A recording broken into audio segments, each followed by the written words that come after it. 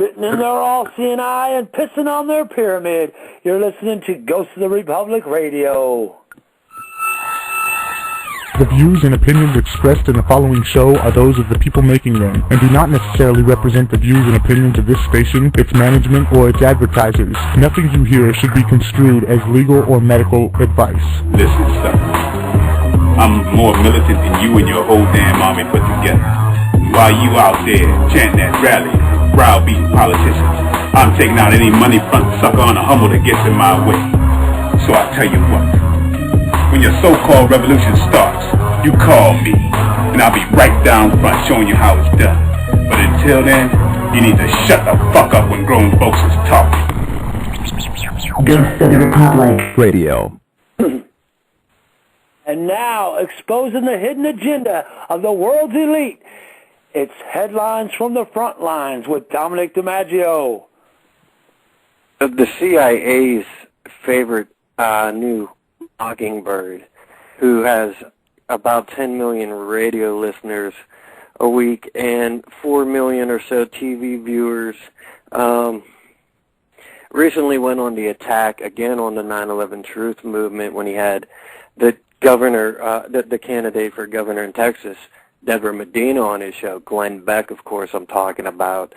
And he popped her with the question, do you have advisors that advise you or people that are around you that are 9/11 truthers?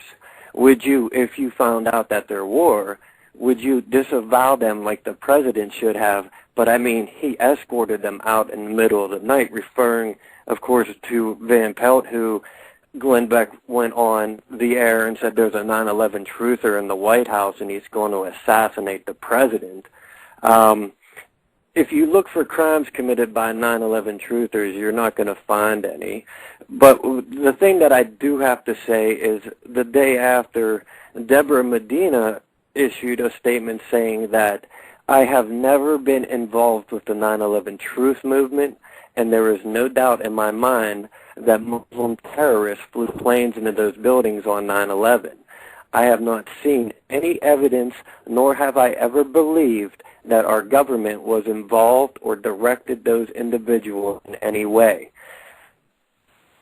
Now, personally, my opinion, and this is where I lost a little faith in her, I think she should have taken the time to take that stage right there, that platform, and say something that everyone in the 9/11 truth community would agree on. I think Sybil Edmonds should be allowed to speak, and the American people be allowed to hear what she has to say. Pow! That would have been way more explosive and way more, you know, I don't know. I lose faith when I see Ron Paul threw the 9/11 truth movement under the bus. So when I see that, I start to lose faith. Beck, so everybody can clarify, Beck said that if you don't know what a 9/11 truther is, let me quickly tell you about them. Here's a statement from a 9/11 truther group. After the attacks, they demanded, quote-unquote, a call for immediate inquiry into evidence that suggests high-level government officials may have deliberately allowed the September 11 attacks to occur. So he goes on and he rambles on some more, and he wants you to know, he goes, these are the kind of people who would sign this petition. He goes, people like Ed Asner and Janine Garofalo and Mimi Kennedy. But what he doesn't say, the names he doesn't say that signed this petition are names like Joanne Barbara, the wife of FDNY Assistant Chief of Department Gerard Barber, Gail Barker, sister of William A. Carnes, who died in the World Trade Center, Michelle Bergerson, the wife of Alvin Bergerson, who worked in Canard Fitzgerald, Darrell Bodley, the father of Deora Bodley, a passenger on Flight 93, Catherine Bowden, sister of Thomas H. Bowden, Jr., World Trade Center 1, 104th floor, Janet Kalia, wife of Dominic Kalia, who was in World Trade Center 1, Maggie Cashman, wife of William Joseph Cashman, who died on Flight 93. Names like this, and the list goes on that signed this statement, of family members. Glenn Beck doesn't say, oh, look who signed this list, Jonathan Fisher, the son of Dr. Gerald Paul Fisher, who died at the Pentagon. Or Michael Fox, brother of Jeffrey Fox, died in Tower 2 on the 89th floor. These people are morons, even though on his show, the guy has gone out and said, oh, it didn't take me long to start hating the 9/11 victims' families. And he's putting out the 9/11, he's attacking 9/11 truth so viciously, which is so fascinating when you see someone who has such a large audience doing this, because if you go around the internet, there's like a whole CIA operation going around the internet going, the 9/11 truth movement's dead. The 9/11 truth movement's dead. The 9/11 truth movement's dead. But even Obama had to go, when he was over where was he, Egypt, I think he made a speech.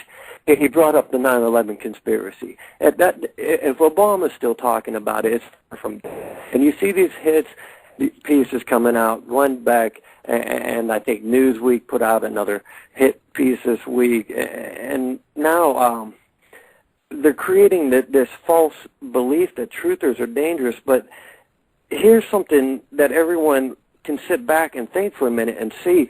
Like, they want you to think Al-Qaeda is dangerous and Al-Qaeda is going to get you.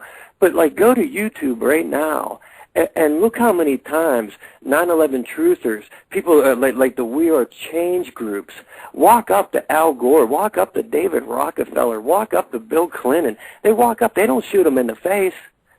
They walk up and ask them questions. How dangerous are they?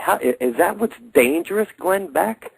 That people out there will walk up to you? Are you afraid of that, Glenn Beck and Sean Hannity, that when you walk down the street, someone's going to come up to you and say, why are you lying?